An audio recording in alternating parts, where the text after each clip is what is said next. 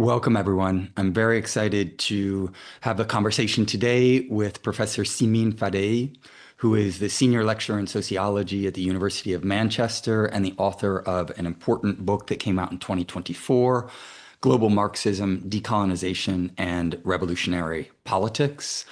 We'll have about a 45 to 60-minute conversation, and then we'll open it up to questions from the chat. I just wanted to note before asking Simin to briefly introduce herself and then getting into our questions that we have some other upcoming events with the Critical Theory Workshop. We're doing a webinar on Venezuela with the Orinoco Tribune on the 27th of September. Obviously, with Venezuela in the current crosshairs of imperialism, this is a very important issue. The SPINE conference, this is the Society for Peace, Internationalism, and Ecology, will take place on October 18th at Villanova University, while also being live streamed. So check the website and the SPINE website itself for information on registering for that event. We also have an event scheduled that is sponsored or co-sponsored with the International Manifesto Group on imperial resistance in the Sahel that will take place on the 9th of November. We're also looking forward having we have announced the summer school for next year. We'll have a book launch with John Bellamy Foster, my own book launch at the end of the year. So plug into our social media or look into our upcoming events page on the website for more information on that front. But with no further ado, I'm very excited to have the conversation today about a very important book. So Simin, to get us started, could you please briefly introduce yourself and provide us with a kind of general overview of your research interests? Hello, everyone, and thanks so much, Gabriel, for organizing this event. As you rightly mentioned, I'm a sociologist. I work at the University of Manchester. My research contributes to decentering Western sociology, I would say. And how I do that by foregrounding the experiences and perspectives emerging from the Global South. By prioritizing these voices, I try to challenge the dominance of Eurocentric frameworks that often marginalize or oversimplify social realities in diverse contexts. I try to place particular emphasis on movements and resistance, and I emphasize Marxist theory. I try to explore how people operating outside formal structures of power resist and challenge systemic injustices. So my work investigates the strategies through which these actors confront inequality and injustice, and also how they envision alternative social, political, and economic arrangements. And in doing so, I aim not only to illuminate practices of resistance, but also to contribute to broader theoretical debates that are more contextually grounded, in fact, and are not so abstract and out of context. Well, that's one of the wonderful things about this book is that you work through a lot of the concrete contributions that Marxism has made to the global anti-colonial struggle. I wanted to ask you kind of first and foremost to address the ways in which this book is a useful corrective to the reductionist accounts of the history of Marxism that claim, for instance, that Marxism has only served the interests of the white, male, industrial working class. You insightfully claim, this is on page 22 of your book, that, quote, it is in fact Eurocentric to claim that Marxism is Eurocentric, end quote.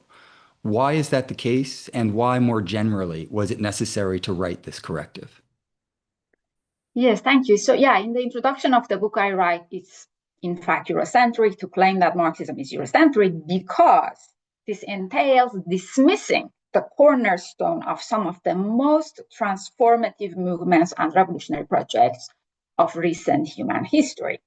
And I say, instead of making such sweeping claims, a more fruitful engagement with history would urge us to learn from the experiences of the Global South with Marxism. So this quote is both provocative and strategic. I wanted to raise a very deep critique of how Marxism has been framed in dominant scholarly and political discourse in the global north. I'm not actually saying that Eurocentric versions of Marxism don't exist. As we all know, they definitely do exist. But claiming that Marxism itself is inherently Eurocentric ignores these rich and diverse ways in which Marxist theory has been adopted and advanced by thinkers and movements and struggles across the global South. To argue Marxism is essentially Eurocentric ignores revolutionary histories in places like China, like Cuba, Ghana, and Iran, for example, where Marxism was not an important alien theory, but it resonated hugely with the sufferings of the masses, the exploitations that they felt. And it was made responsive to their local conditions. To argue Marxism is essentially Eurocentric also centers Europe as the only legitimate origin and interpreter of Marxist thought. And it denies agency and creativity to non-European actors who actually have used Marxism in hard-fought struggles, who have won these struggles, and they have tried to build just and fair societies after their victories. And also in the process, they expanded our understanding of Marxism. So why a corrective was necessary? A corrective was necessary to counter reductive narratives. Many Northern academics and political critics portray Marxism as a white 19th century European theory or ideology that is not for colonized, racialized, or agrarian societies. This ignores Marxism's enormous historical application and its theoretical flexibility, in fact. I also wanted to show that rather than following Marx's work dogmatically, Southern thinkers and revolutionaries modified Marxism to fit their own context. These adaptations should be seen as central, in my opinion, and not central to the Marxist tradition and not peripheral to it. They are central to the Marxist tradition. I think it is really problematic that revolutionary Marxist projects in the global South have often been dismissed or marginalized or entirely omitted in mainstream accounts of social and political history.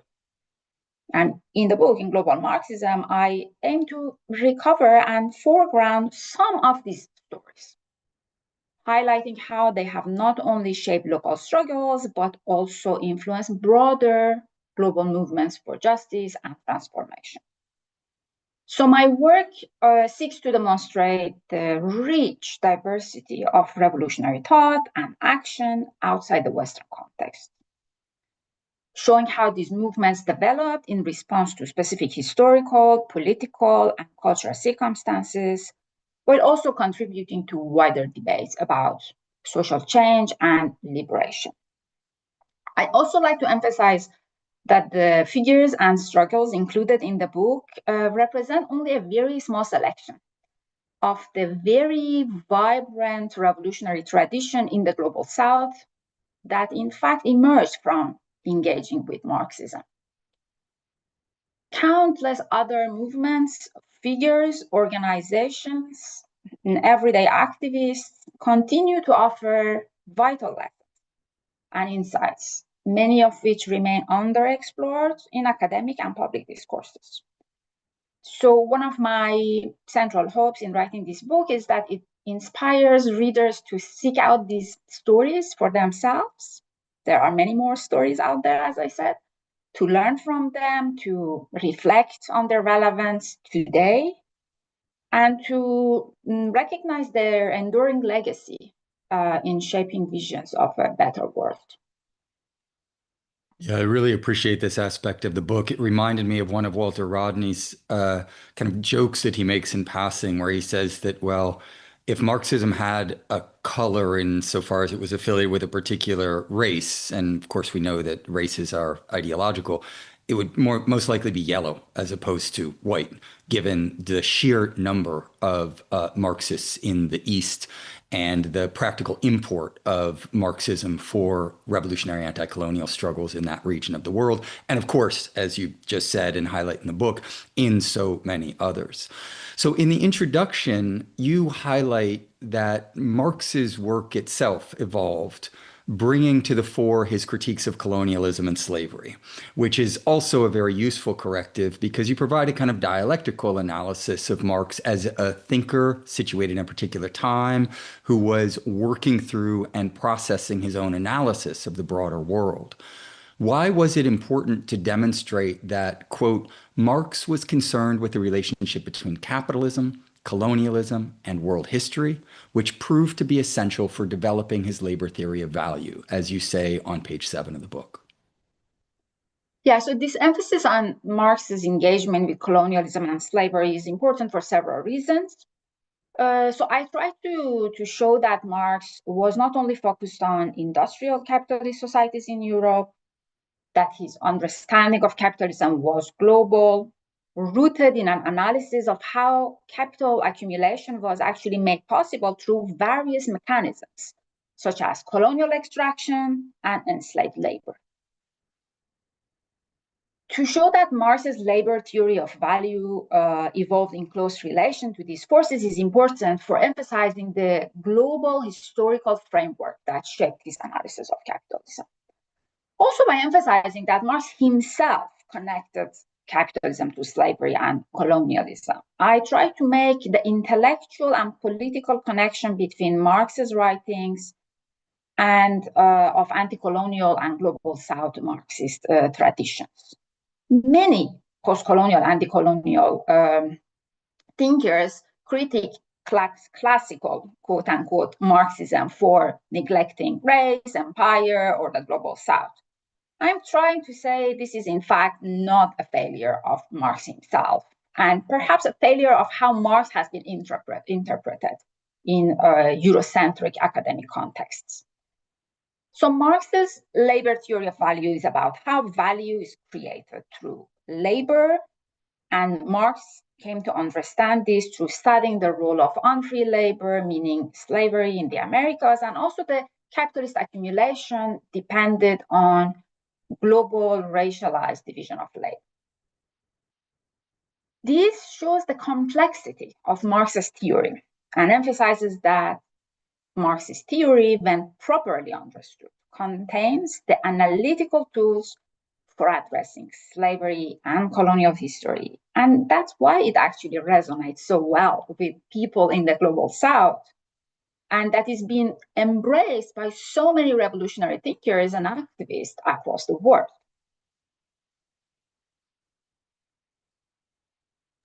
Yes, it's such an important point. You know, if I could just ask a follow-up question that segues with this issue. Obviously, the book is really focused on the role of Marxism in anti-colonial struggles across the global South, and hence a fight as well against the kind of racializing ideologies of colonialism, imperialism. But it's also true that as a corrective to many of the stereotypes concerning, you know, Marxism only serving the interests of the white male working class. There's also an argument to be made that Marxism has had an enormous impact on class struggles around gender and, for that matter, in around sexuality. I was wondering if you could shed, I know that it's not really the book's topic, but given how strongly you're pushing back against the stereotypes concerning Marxism, you know, immediately I think of texts like Clara Zetkin's short text entitled What Women Owe to Karl Marx, or What the Women's Struggle Owed to Karl Marx. And there are many other examples thereof. So could you relate, perhaps, even just briefly, your work in kind of foregrounding the anti-racist, anti-colonial, and anti-imperialist elements of Marxism to the ways in which, as well, there's been a global contribution to struggles around gender and sexuality? Oh, definitely. I think one of the very, very useful, one of the people who has made very useful contribution on this is Kevin Anderson, because he has two books specifically. He's trying to show, I mean, one of his books was just published, is more about like late Marx and his engagement with these topics, and his other book is a bit older, showing how Marx was actually really himself engaging with these topics, and not necessarily in the very well-known works like the Communist Manifesto that he wrote together with Engels, or the Capital, but in a lot of the notes, his notebooks and many of the other writings. And as you also rightly mentioned, we have this amazing long tradition of Marxist feminist thinkers, scholars, activists who are drawing on Marxist work and on Marxist work himself and the Marxist tradition. And this really shows that the contributions to gender and sexuality and the struggles around these issues have been enormous as well, even though there are people trying to undermine those contributions. Yeah, thank you. So one of the leitmotifs of the book conceptually is your critique of culturalism. And I think this is really key to understanding the argument of the book as a whole. And in particular, you demonstrate, somewhat in passing, but it's a clear point for people familiar with this literature, the extent to which culturalism is integral to a lot of post-colonial arguments and debates that I would even say are occurring in so-called decolonial theory. So could you explain to start with what culturalism is and why it is an impediment to anti-colonial theory and practice? You write, for instance, this is on page 20, that Marxism is inseparable from anti-colonial thought and practice, and therefore the rejoining of Marxism and debates on decolonization is imperative. Why is Marxism such an essential tool for real decolonization? Yeah, so culturalism refers to the tendency to explain social, political, and economic phenomena primarily and sometimes only through cultural differences and identities. In postcolonial studies, this often means focusing on identity and representation over material conditions, and also critiquing colonialism largely through epistemology rather than political economy. I do not deny the importance of culture, but it is important to be aware that overemphasis on culture comes at a cost, at a huge cost. It sidelines class struggle, economic exploitation, and imperialism. Also, culturalist frameworks often retreat from revolutionary politics. There is a revolutionary politics in the subtitle of my book. They may encourage small-scale resistance, but they are somehow suspicious of class-based struggles or universal demands for justice and equality, which is extremely problematic, I think, for struggles for a better world. And in fact, it undermines the revolutionary legacy of Global South thinkers, which had internationalist and universal understanding of liberation. No single figure in the book understood their condition or their struggle as separate from the broader context of capitalism, colonialism, or imperialism. Some of them were really internationalists in their activism. For example, think about Ho Chi Minh, a figure who left Vietnam and traveled around the world for 2 years before going to Paris, the heart of the French Empire. There, he first joined the French Socialist Party, and then he co-founded the French Communist Party. Then he went to Moscow and worked with the Comintern for some time. Then he worked with Chinese revolutionaries before actually trying to organize the struggle in Vietnam. Or we have the figure like Che Guevara, who joins other people's revolution in Cuba. He was originally from Argentina.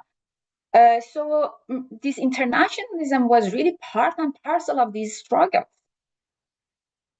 Ironically, culturalism in post-colonial studies often originates in Western universities, and intellectuals become the primary site of anti-colonial discourse.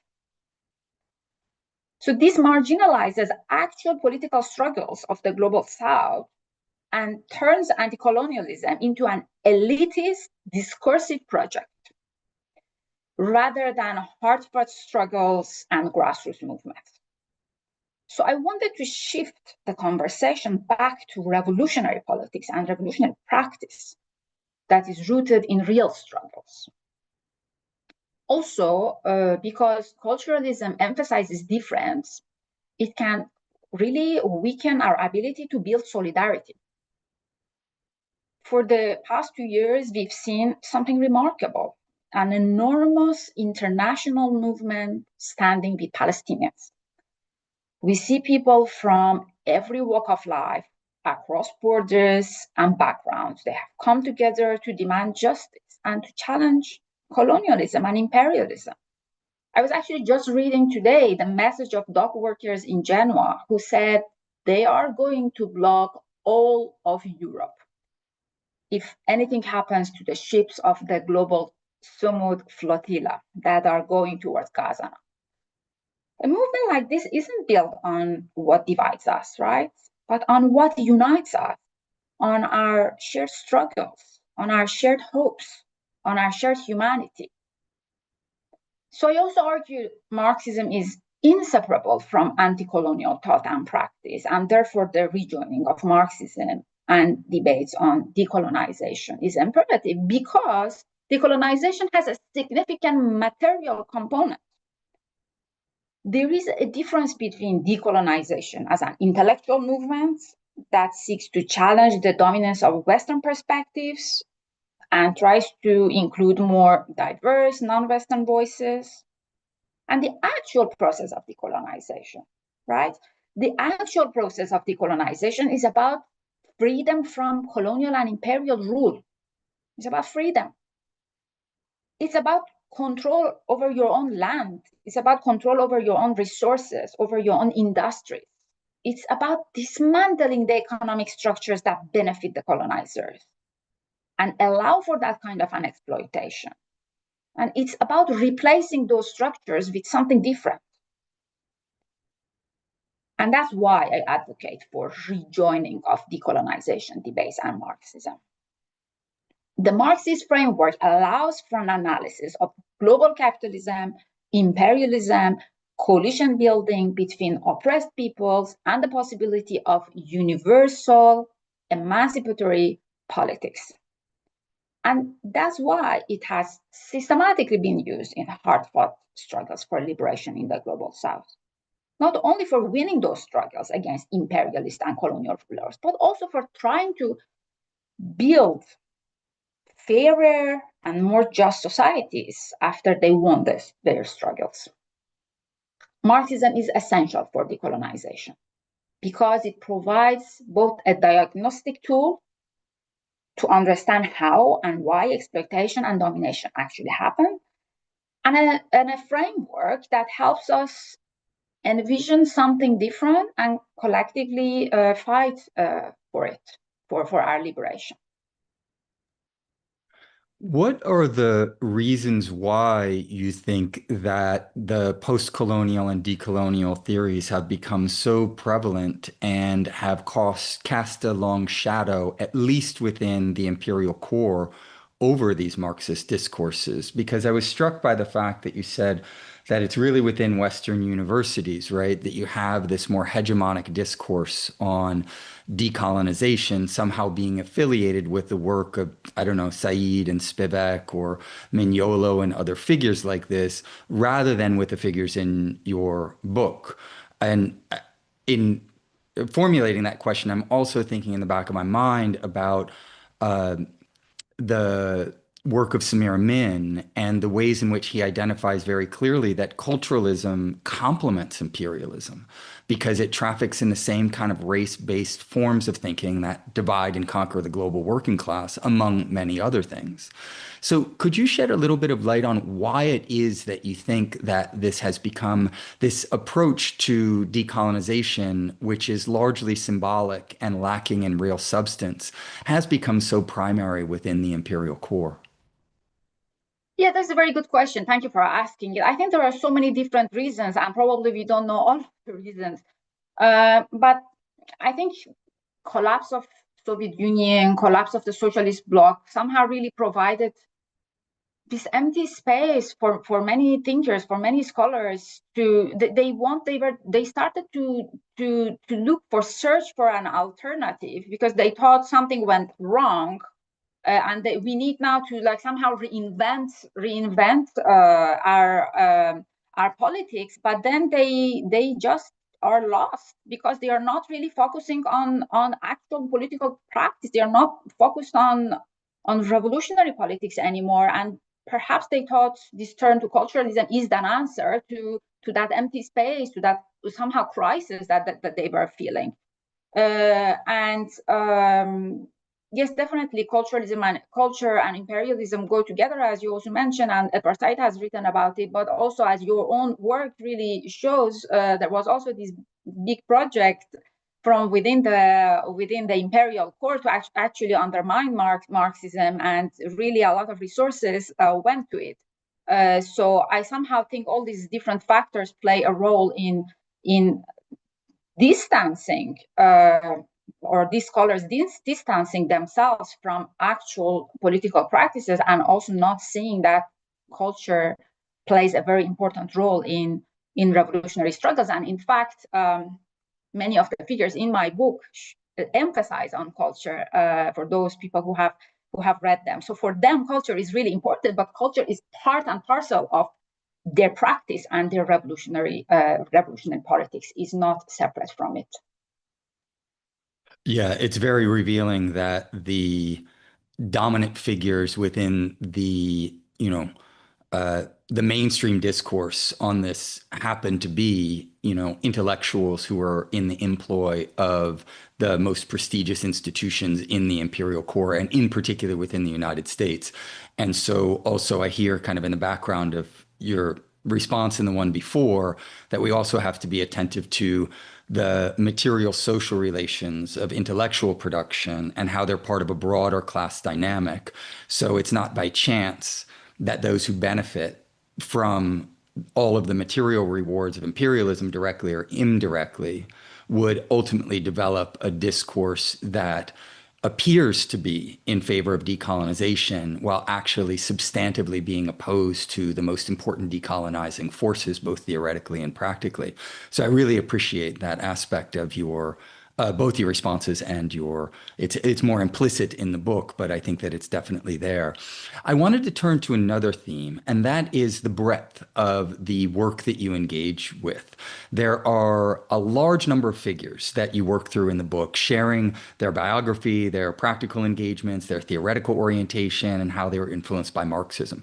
This goes from Nehru to Ho Chi Minh to Mao to Nkrumah to Cabral to Che Guevara, as you mentioned, Shariati, Subcomandante Marcos, and on. So in reading the book, one really has the impression that you're attacking the myth that Marxism constitutes a kind of dogmatic monolith of sorts, demonstrating instead that it is a very rich, living, and diverse tradition within which there has been a high level of creativity and innovation. This comes out clearly in your conclusion, where you discuss how these figures from around the world had a quote unquote creative engagement with Marxism. That, again, this is a quote, not only localized and indigenized Marxism, but also globalized it. That's on page 217. So could you explain this general process of localization and globalization? Could you also relate it to the role of creativity and innovation within what you refer to as global Marxism? And of course, I'm, more generally interested in why it is that you had such an expansive engagement with figures who share a lot, but also come from slightly different horizons in certain regards. Yeah, thank you. So the idea is that when Marxism is adopted in different places around the world, people often adopt it creatively to their local context, or we can say that they localize or indigenize it. So this means they take Marxist ideas and they reinterpret them in ways that make sense to their or given their own context, culture, history, and social conditions. For example, if you think about struggles for a better wage in India and Argentina, they look different, although they are similar at the same time. They look different because in India, they probably incorporate caste and informal labor issues, which are the issues there. And in Argentina, they engage with inflation and populist legacy. So activists and thinkers tailor Marxist theory to address those specific realities. I think this is really important. But this creative engagement doesn't just stay local. By adapting Marxism in new ways, thinkers and movements contribute back to the global development of Marxist thought. So in other words, local interpretation can introduce new ideas, perspectives, or strategies that influence Marxism worldwide. So localizing Marxism also globalizes it. So we can say it happens at the same time. And it enriches the theory and makes it more relevant across the world. For example, we think about Mao Zedong in China. So Mao emphasized the revolutionary potential of peasants instead of the traditional urban proletariat, right? And so he did this, and by doing this, he changed the way Marxism was understood globally. Many revolutionary movements around the world, especially in other agrarian or colonial countries, looked to Mao's ideas as a model. So we have this whole tradition that is even called Maoism, right? Based on Mao's ideas and thinking and strategy. So creativity and innovation are central to understanding of Marxism and the way it has historically evolved. Marxism provides a framework, but it doesn't come with a step-by-step manual for every society or for every struggle, right? So activists and thinkers have to think creatively to apply Marxist ideas to local realities. For Mao, this meant reimagining who the revolutionary subject could be, as we just said, peasants instead of industrial workers, and how a revolution could be organized and how Marxist thought could be connected with local culture and history in China. This is a form of intellectual innovation, meaning taking an established theory and reshaping it to fit the new and different conditions. These creative adaptations do far more than address immediate local challenges, I would say. They actively actually contribute to the evolution of the theory itself. So by experimenting with new concepts, by experimenting with new strategies and practices, movements generate insights that can inform and enrich broader theoretical frameworks. And in this sense, theory does not remain static. We see that it is shaped and is revitalized by the lived experiences of those who are actually applying it in their own contexts. So we can say that creativity and innovation are the engines that allow a theory like Marxism to travel across time and space, to be adapted to different social, cultural, and social realities, and also to remain relevant in addressing various forms of oppression and injustice.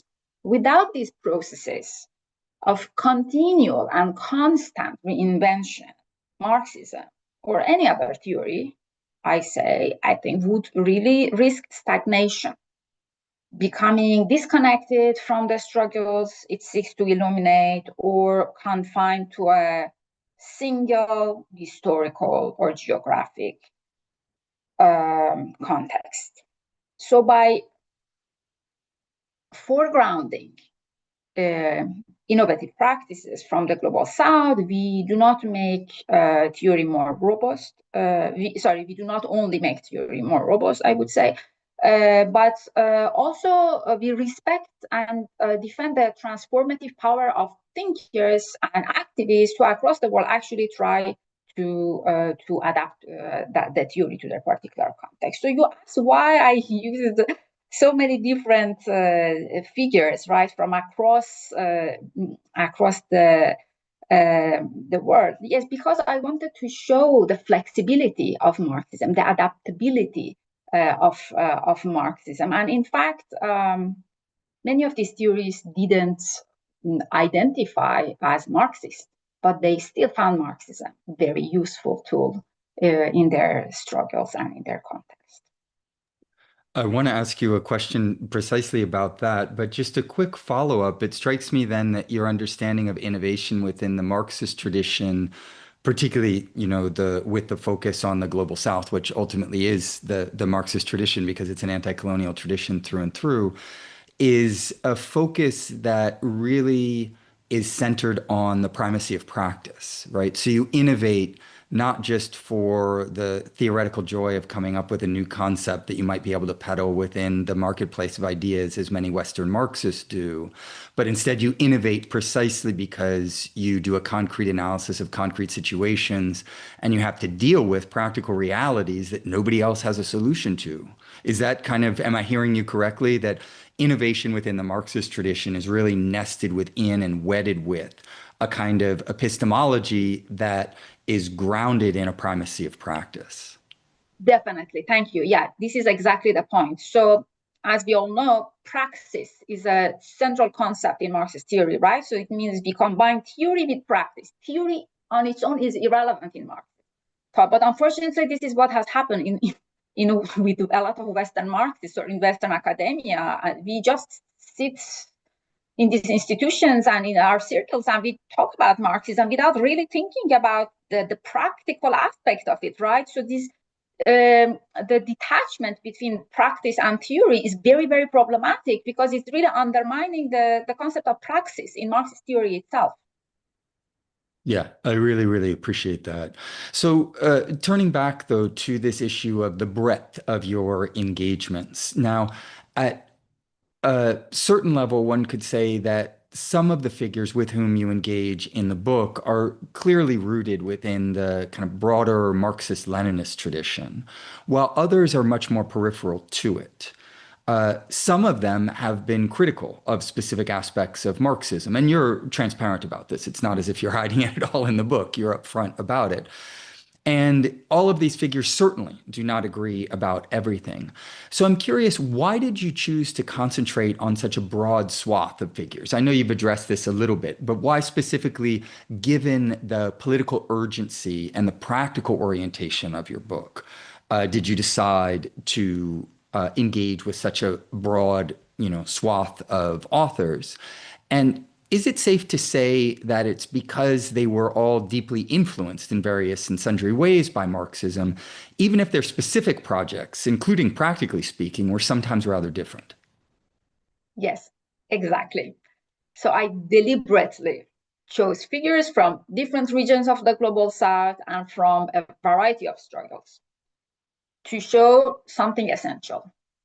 And what is that? Across vast, very different contexts, Marxism has consistently offered a framework through which people imagine, through which people fight for, and through which people build more just societies and worlds.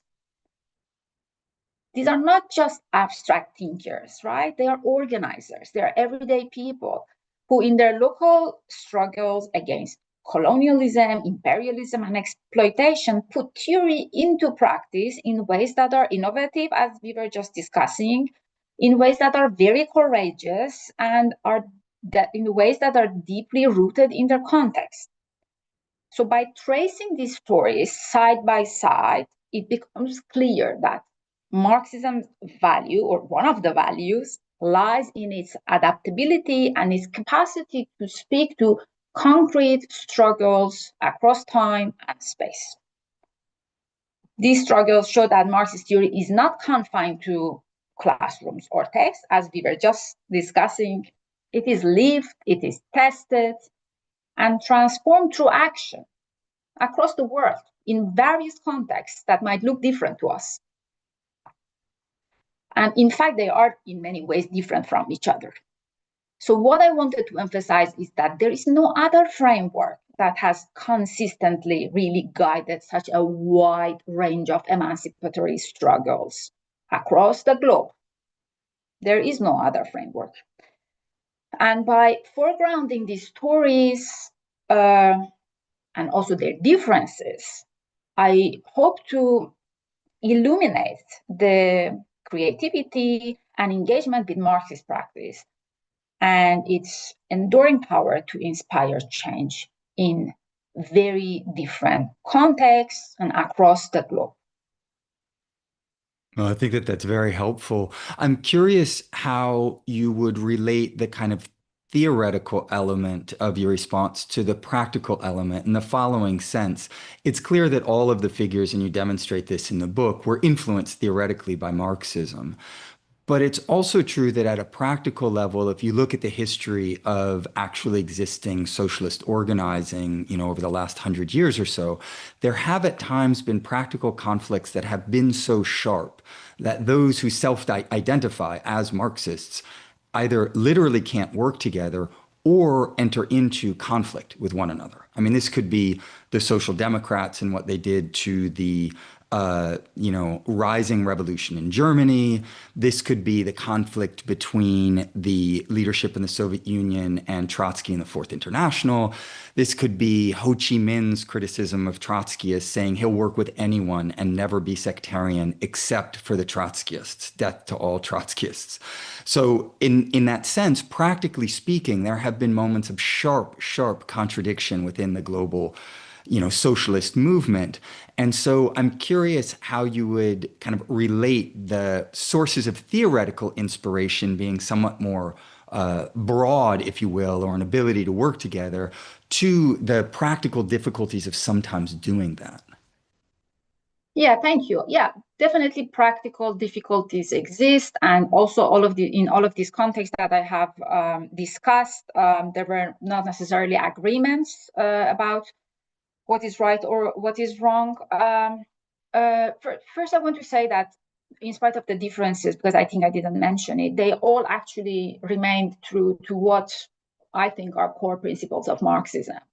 And that is class struggle, historical materialism, anti-capitalism, and envisioning a world beyond capitalism in the form of socialism or communism. Of course, these forms were different, the way they were envisioning them in different contexts, but they remain true to the core principles. So this is first thing to think about and to note.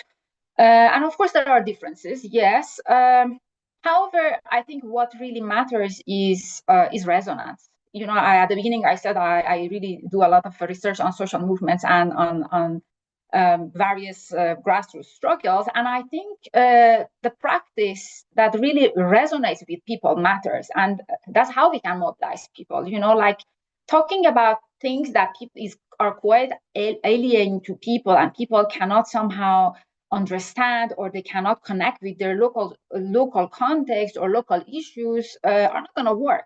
And I think in the book, the examples that I raised, these struggles were successful because they resonated with people. The theory resonated and the practice resonated. And I think this is one of the very important lessons that we can learn from these people. Okay. Well, we're going to open up soon. So if people are watching the live stream, don't hesitate to put questions into the chat. I did want to ask you a bit about the conclusion to the book, though. You said that there's a need for a revival of Marxism in the contemporary historical conjuncture. Why do you think this is important, and how could we best revive this version of Marxism that you're uplifting in practical terms? Yeah, so I think we are witnessing the rise of right-wing nationalist movements across the globe, movements that in many ways echo the horrors of fascism. At the same time, the devastating climate crisis is showing these deep contradictions of global capitalism, exposing how a profit-driven system exploits both people and the planet, and actually threatens the very conditions for life, right? We see unprecedented level of inequalities worldwide. The ongoing atrocities in Palestine, though tragically not new, have produced an extraordinary level of human suffering. Also bringing to our attention the failures and contradictions of the current social economic and political system. So we are in a very unsettling conjuncture, I would say. And this makes it painfully clear that the current global political and economic system is deeply decadent and that we can no longer afford to stand by, right? Is urgent. There is an urgency in the moment. We are living in a moment of crisis that really demands urgent reflection, and it demands urgent action. I think this is a moment of profound crisis, but it is also a moment of extraordinary possibility. It is a moment to reimagine and revive Marxist thought and practice. In the face of rising inequality, climate devastation, urgent right-wing nationalism, and ongoing imperialist violence, we are confronted with the urgent need for frameworks that not only analyze the sources of oppression, but also provide meaningful framework for action to challenge, right? To challenge these problems. And Marxism offers precisely that. Marxism is a theory and practice that has time and again, as we just were discussing, demonstrated its power in struggles for social justice, for liberation, and dismantling of exploitative and imperialist struggles, structures across the world, right? Unlike many abstract or fragmented approaches, Marxism provides a coherent lens. It's very coherent for understanding the interconnections between economic, political, and social systems of domination, while at the same time also offering strategies for collective action, at the same time offering strategies for solidarity and transformation. We don't know any other framework. So Marxism should be revived, I think, not just as theory, but as practice. We already just talked about it a little bit. And we also talked about the fact that praxis is a central concept in Marxist theory, which means bringing theory and practice together. It means connecting ideas and struggles on the ground. So we need to revive Marxism, and this reviving means looking beyond Eurocentric models, and that's what I have been trying to show in my book. We need to learn from Southern anti-colonial, anti-imperialist perspectives, and we need to build cross-border alliances in the spirit of internationalism, which is very important in the current moment. It has always been, but it is very urgent at the moment. We need to make Marxism more, I think, alive by drawing on past revolutionary traditions, learning from them, connecting them to movements like Palestine solidarity and climate justice that are happening at the moment, and give younger generations the tools to fight back. I've received so much positive feedback, in fact, from younger people who have been inspired by reading the book and the stories in the book, in fact, and the struggles. And this is exactly what I wanted from the book. I didn't want to present an archive of revolutionary struggles that belong to the past that we just read about. But I wanted people to read these stories and actually get inspired and connect those struggles to our struggles today. So Marxism must be alive, dynamic, and connected to the struggles of real people. It cannot simply sit on a shelf as an abstract exercise. And when rooted in praxis, Marxism moves beyond analysis and becomes a guide for meaningful action. And then it transforms theory into a tool for organizing, for confronting oppression on the ground, but also for imagining an alternative world. I think the idea of a vision is very important, having a vision for a world that comes after this world.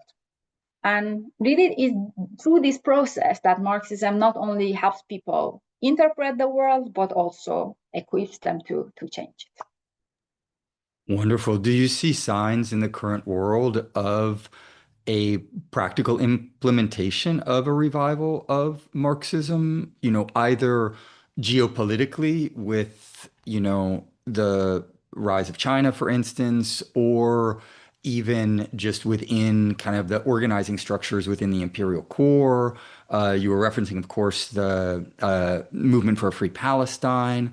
How practically do you see this developing? Are there already very positive signs? What do you think are some of the most interesting developments on that front in the world today? I definitely see it, and I see it both on the grassroots level, at the grassroots level, and in geopolitics. Definitely, I think it is much more obvious than a few decades before. Something is really changing in the world. Yeah, I was talking about the Palestine solidarity movement. I really see all these different various groups that are now connecting, that are talking to each other, that were otherwise before not talking to each other. They were not connecting. They were even, in fact, maybe arguing with each other. But now I think there is this moment that a lot of different groups, leftist Marxist groups, are coming together, and they are somehow, luckily, fortunately, forgetting about their differences, and they are thinking more internationally. They are thinking about like building these networks of solidarity across borders, across differences. I definitely see it happening. And of course, yes, you also mentioned the geopolitics with the rise of China. So many interesting things are happening with the global South organizing in various ways, in different contexts. Um, I think, as I mentioned, is a very difficult moment, but at the same time is a very hopeful moment because of all these things that we just mentioned. I definitely see the practical signs of Marxism being used as a praxis and not just sitting in the shelves and as a theory. I appreciate that. Now, there's a question from the chat from Matt Hatter who says that they love the book and asked you to elaborate a bit on Subcomandante Marcos and the ways in which Marxism was influential to the EZLN, but ultimately, quote unquote, conquered by indigenous ways of being and organizing. What are your Yeah, thoughts thank on you. that question? Thank you for your question. Yeah, I mean, Marcos and his comrades, they started as Marxist-Leninists, and then they were really fascinated by the indigenous cosmologies, indigenous life worlds, whatever we want to call them. And to me, the interesting innovation that was made there that's why I mean one of the reasons I wanted to include Marcos was that because in actually he's the only one who is alive, still alive, and is the only figure in the book that started to revitalize Marxism in post Cold War era.